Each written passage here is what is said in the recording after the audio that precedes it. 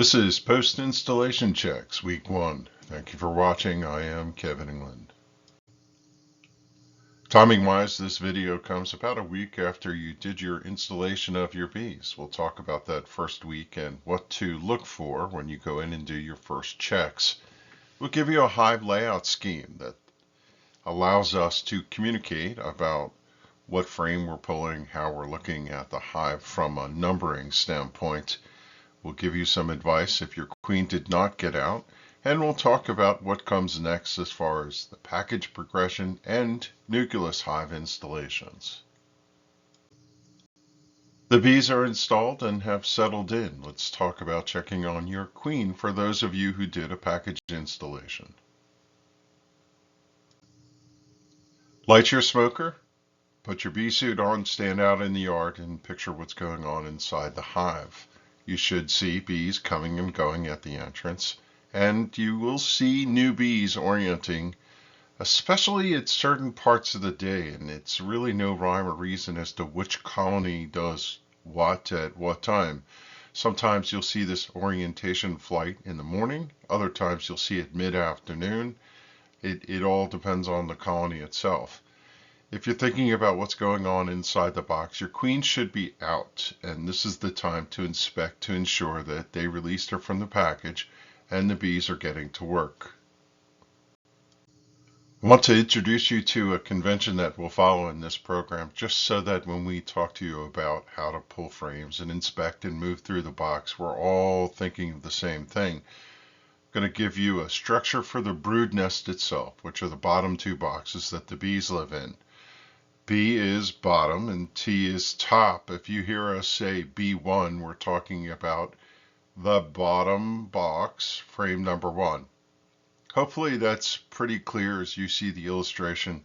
And we like to think that the frames go 1 through 10, left to right, from standing behind the colony, not at the entrance. On this slide, an alternative view of the same concept. In the upcoming lessons, you'll see a number of illustrations that show the top frame view. And we kind of want you to study this and lock it in so that you can follow along in how we tell you to move around in the hives. To be clear and avoid confusion, and to make sure that we don't cross wires here, we're not suggesting you write numbers on your frames. We have at times had beekeepers go out and number their frames. Whether they heard it from us or someone else, we're not sure. One of the things you'll come to learn as a beekeeper is that you do swap frames around as part of some management practices.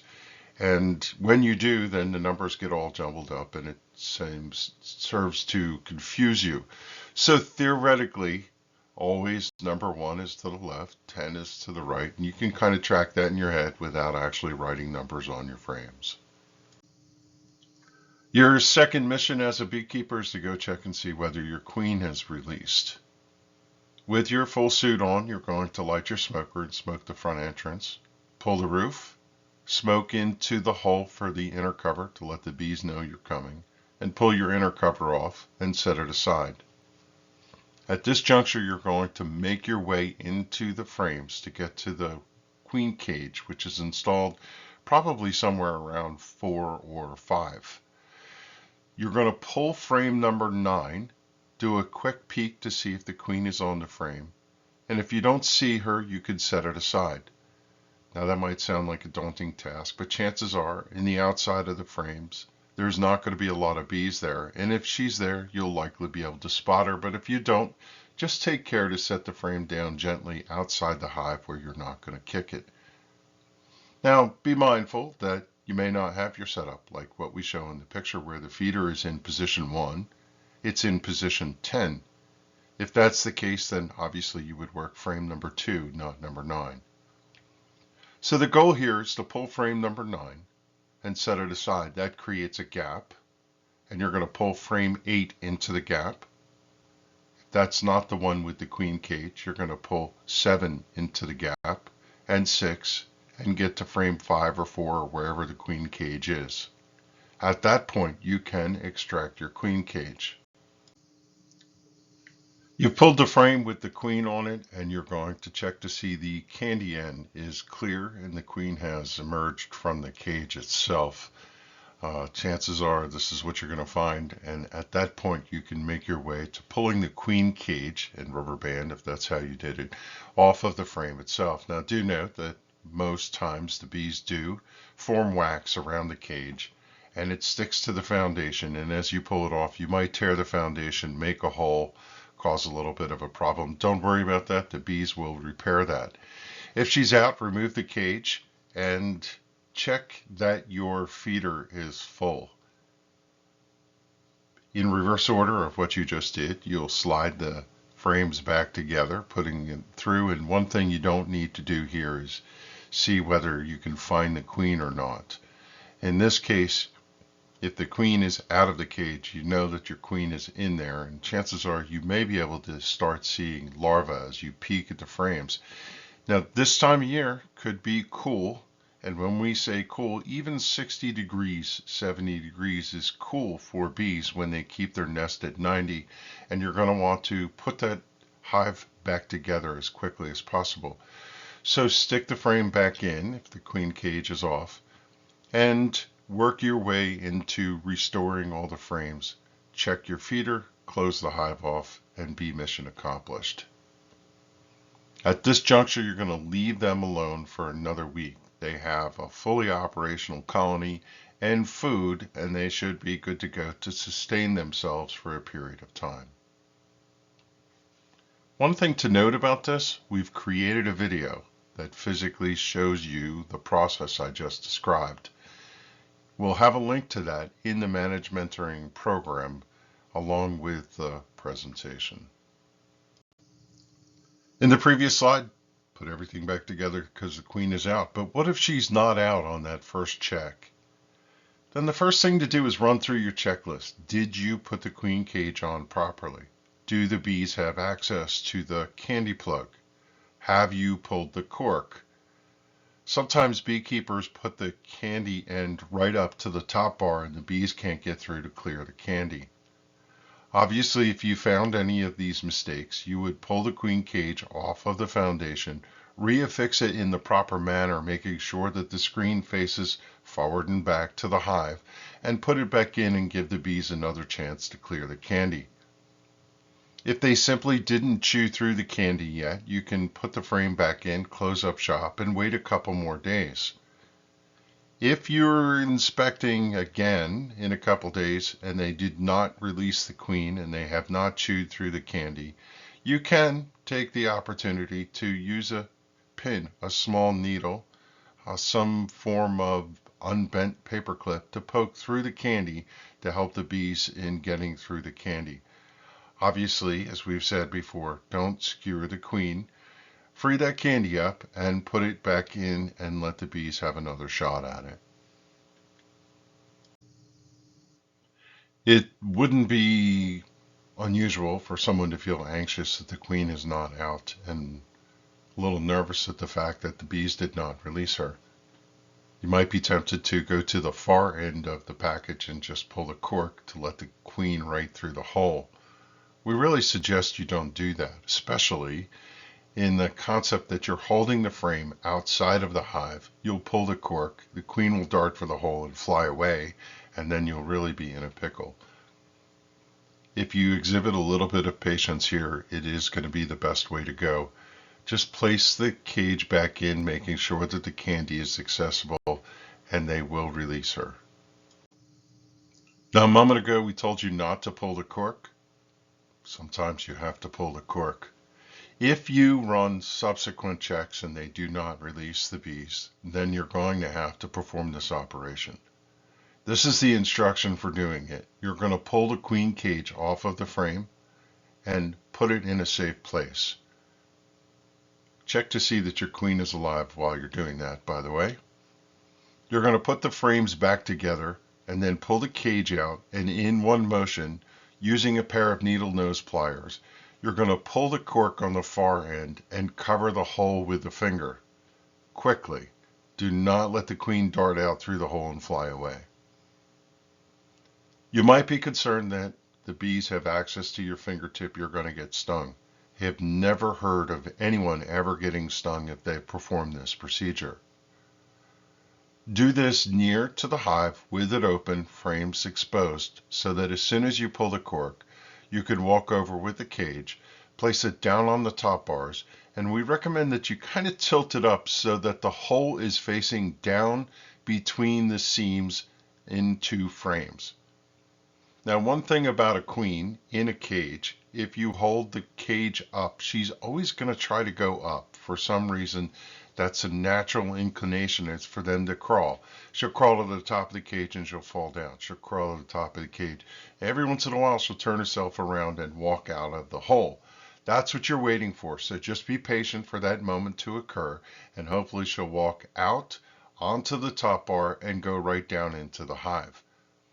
One thing you could do while you're watching it is, as you see the queen heading south down through the hole, take a hand and hold it over top of the queen cage so she doesn't come out of the queen cage and be tempted to take flight. If your hand is over it, chances are she will take refuge down into the hole. Now, hopefully none of that drama was in your past, and you can begin to conjure up what your package progression will be. Certainly, once queen release is there and the queen gets to work starting to lay eggs, the colony is going to kick into high gear. The new bees in the package that are of wax building age will begin to build wax. The foragers will go out and get their resources and bring it back to support the operation. You should see foraging coming and going. You'll see brood being built, meaning eggs and larvae, in subsequent inspections. And you'll see the telltale sign that they're building bees when you see pollen coming in, because that is what they're feeding the new bees that they're building every single day. At this juncture, and we'll talk a little bit in the future about taking notes, you should have 2 notes in your journal about your operations. Write down your impressions, write down what you saw, anything unusual, and make sure you keep a running to-do list. For those of you who started with the nucleus colony, well, we didn't forget about you. It's much of the same. You'll really see your colony kick into high gear. It should have come with a complement of wax builders, and the queen was a laying queen, and they're going to do exactly what we just discussed, but in high gear. Now, the funny thing about a colony installed from a nucleus is sometimes they kind of look around and try and figure out what the digs are, and other times they get right to work and they'll be building a frame a day, maybe even for wax. It all depends on the colony, and they're all like children. They're a little bit different, so don't be upset if they're a little slower, and don't be surprised if they crank right through it and build that bottom box out. Everybody's experience differs. Just keep an eye on them and stay up to pace, and we'll talk to you as upcoming lessons about what to do when they get that box fully built out. In the case of a package and/or queen, one of the key things you want to do is continue to keep your feeder filled. We always say that stimulative feeding is important when you're trying to establish a colony into 2 boxes, which is what our objective is here. And giving them food right at the colony certainly makes things go a lot quicker and is better for the bees. In the case of feeding, just in reiterating, it's 1-to-1, 1 part liquid to 1 part table sugar or regular sugar. Doesn't matter whether it's by weight or volume.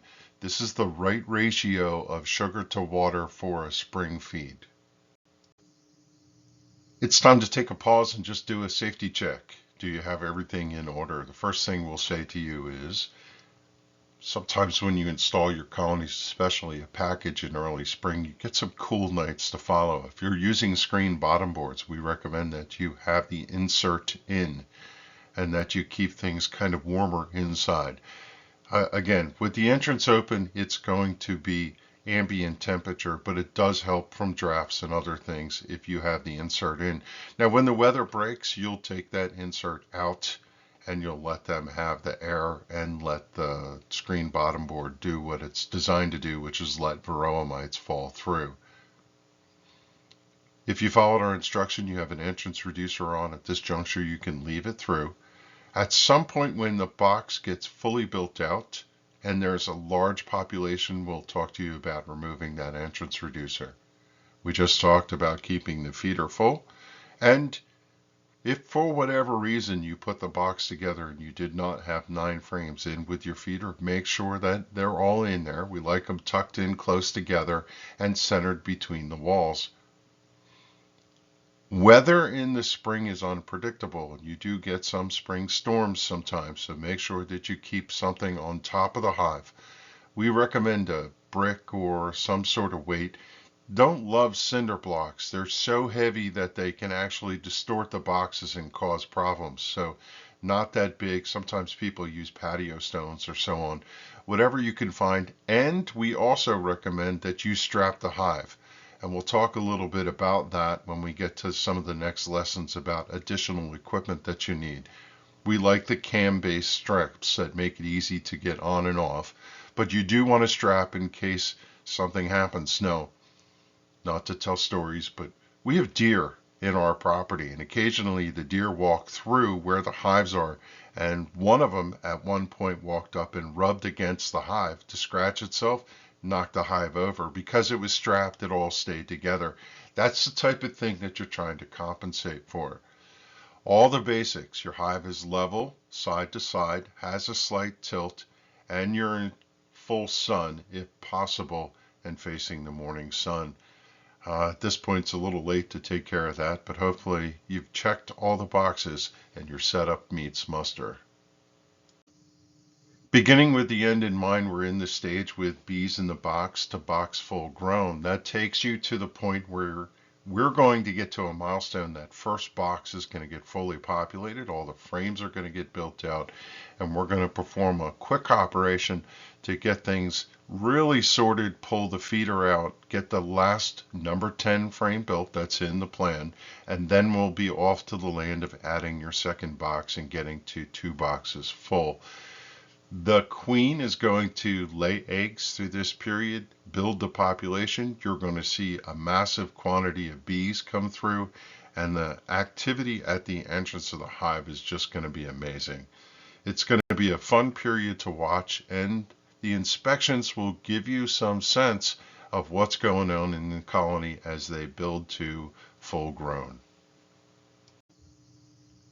We know that beekeepers are anxious to know what comes next after install, so we started with this lesson to check the queen and/or understand what happens in that first week. It's kind of cart before the horse because actually we just described a hive inspection and we haven't told you how to do hive inspections, how to use a hive tool, and so on. So you can imagine that those are your next lessons. We'll walk you through the process of doing an inspection, a little expansion on what we explained, and we'll show you the proper way to use the hive tool that we recommended. We'll get to the information about how to feed your colony to make sure that you support them through to full grown, and we'll give you some examples of taking notes to make sure you track the progress of your colony. There's some equipment that you need. We mentioned this in the beginning lessons. Phase 2, kind of speak, for things that you will use, and we'll cover off what those things are. And yeah, there's a bunch of fun things coming in your future, so stay tuned. We're ready to really get into what it's like to have bees in the box.